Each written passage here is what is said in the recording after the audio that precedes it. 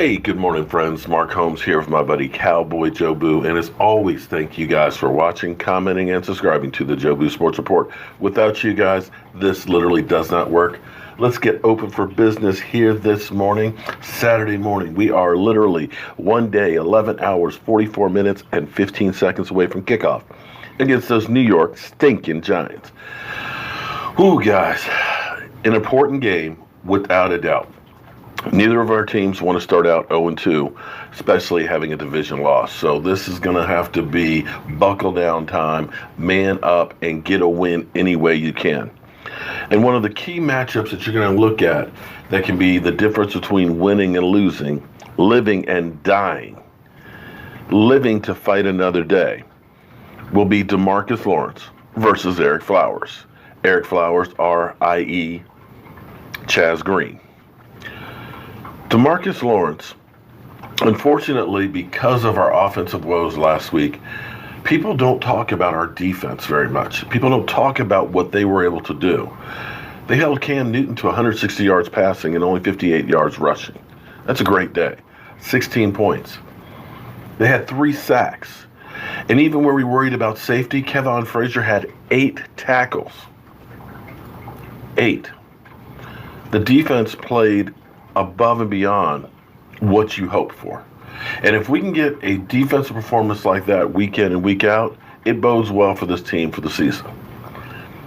Now, interestingly enough, with Demarcus Lawrence being on the franchise tag, technically they could tag him again like they did Anthony Spencer 2 years in a row. Demarcus Lawrence has already said that, hey, that's not what I want. And I got to say, if he has a lights out year again, I'd be kind of pissed off via Le'Veon Bell as well, because there's no security. Yeah, it'll be about $20+ million for the year, but there's no guarantees other than that. If he ends up getting injured, boom, it's done. It's over with. He'll still be rich. But when you start looking at the contracts of Aaron Donald, when you start looking at Khalil Mack, who's getting quarterback money with $90 million guaranteed, you wonder, where does Demarcus Lawrence fit into this? And is Demarcus Lawrence going to be worth Khalil Mack money? And I know some people right now are saying, whoa, man, you are crazy. Khalil Mack? After the game he had against the Bears where he had 3 tackles, a sack, a forced fumble, and an interception, he was literally a one-man wrecking crew. And I'm not disputing that because that was a great game. Definitely has to have John Gruden right now kind of saying, oh my God, did we really give up that guy? But as we look through with what Demarcus Lawrence has done and has the potential to do, how does it compare with Khalil Mack? See, Khalil Mack has been incredible. 2015, he had 77 tackles, 15 sacks. That was his best season as a pro. Well, we don't know how it's going to be this year, starting off like gangbusters. But that was truly his best year. 2016, 73 tackles, 11 sacks. In 2017, he kind of came back down to earth. 78 tackles, 10.5 sacks. And was holding out because he wanted to get paid. Demarcus Lawrence, his rookie year,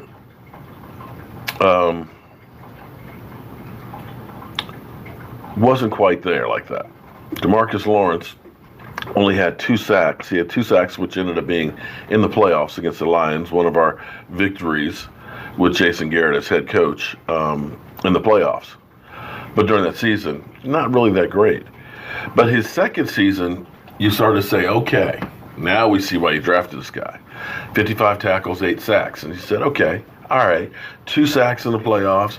All of a sudden, he's taken off where he left the year before. But 2016, 4-game suspension for PEDs, back injury, back surgery, 1 sack, and 11 tackles.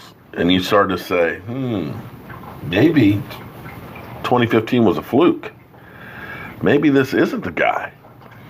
And he was truly the forgotten man going into last season. We were all thinking about Taco, our new piece that we had drafted, thinking that Taco's going to have to be the guy because Demarcus Lawrence, this may be his last season here. But it clicked for Demarcus Lawrence. 14 and a half sacks. 14 and a half sacks, 58 tackles.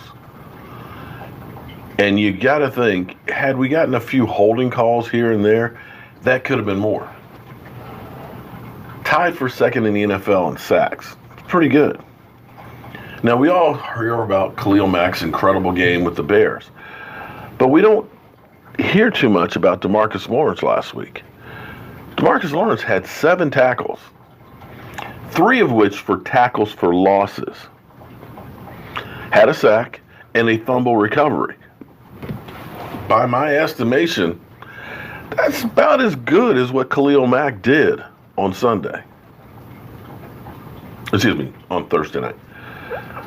Khalil Mack was incredible. But when you get that kind of production out of your defensive end, 3 tackles for a loss, a sack, and 7 tackles, that's something special there. And if he continues along that path, then you don't expect him to have those kind of numbers every week because, you have good games and bad games. But, you're talking about 16 sacks. You're talking about 100 tackles. Now, again, it won't work out to those numbers because you're going to have some games where you're not getting very many.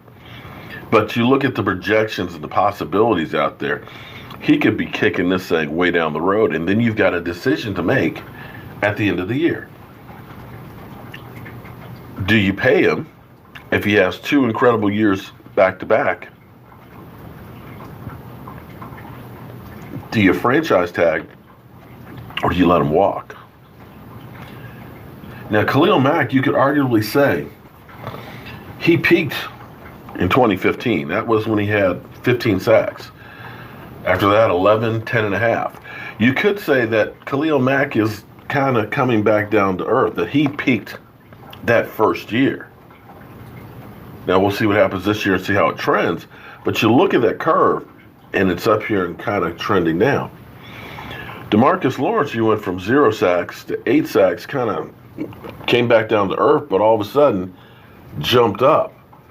And if the beginning of the season is any indication, it's going to at least maintain or maybe go for another level. So you're looking at the matrix right now going uphill. And when you think about Khalil Mack's deal, $34 million signing bonus, $90 million guaranteed.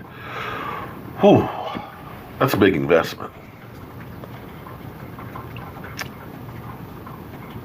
The question is, how many years will you be able to get that productivity? How long will you be playing like that, damn it? Excuse me. That is the million-dollar question. But as we see now, the big star players are getting more and more guaranteed money. And if he is the real deal, you may look back and say, damn, we should have paid him this year. Because the salaries aren't going down. They're going to continue to go up.